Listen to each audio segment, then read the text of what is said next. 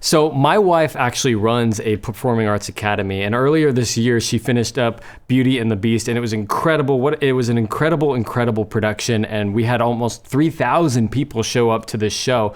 And so afterwards, some friends of ours and some family members, they ended up decorating the car, and they wrote all sorts of things. They drew all over it. They wrote like hearts and all this kind of stuff. And on the back of the car, they wrote, "Honk if I'm hot." Now, there's two things that you need to know about this. One is that Kayla does not drive this car. I do. Yeah, and so as I go out to this car, I see all of this written on it, and I go, oh man, okay, well, I don't want to have to clean this all up right now. You know what? I'm just going to go and drive, and I'm just going to deal with it, right? And so I drive out on the street, and nothing happens. I go home. Nothing happens. I make my way throughout all of the city and nothing happens. No honks. And suddenly I'm getting a different sort of fear as I go throughout my day, and I realize nobody's honking at me. And so as I start going throughout the week, I'm starting to look for honks. I'm looking across the freeway like, oh, maybe that's a honk for me. And I'm looking at all of a sudden my whole world gets turned inward.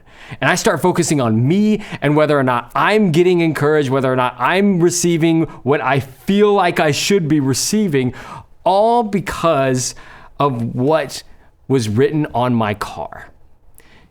You know, Paul addresses this in the book of Philippians. In fact, in Philippians 2:5, he says, "In your relationships with one another, have the same mindset as Christ Jesus." Now, this word mindset in the Greek is actually, it's like autophronete, which is like it's a hard word to translate into English, but essentially what it is it's intentional attitude. It's an intentional life that you live. He's saying have the same attitude as Jesus. And then he says this, he says, who being in very nature God did not consider equality with God as something to be grasped.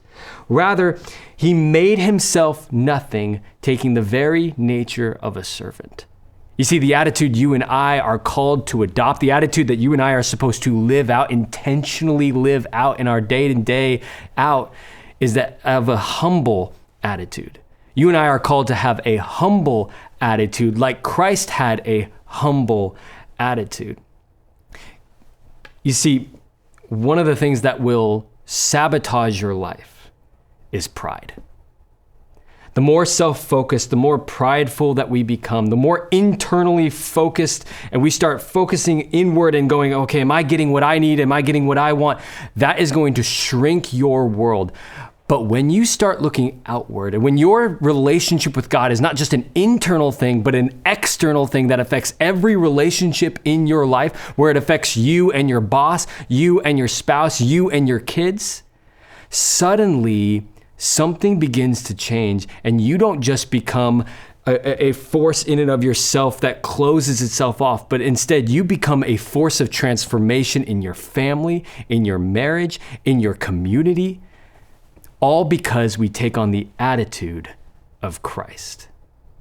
So, let me ask you, are you looking for honks? Are you looking across the freeway and seeing what other people say about you? Are you looking for the comments online? Are you looking for that gratification? Are you looking for other people to puff you up? You see, what I love about what Christ does is that he calls us to follow him in a downward trajectory of humility. Because that's where true fulfillment lies. That's where we find our purpose. And that's where we find our joy.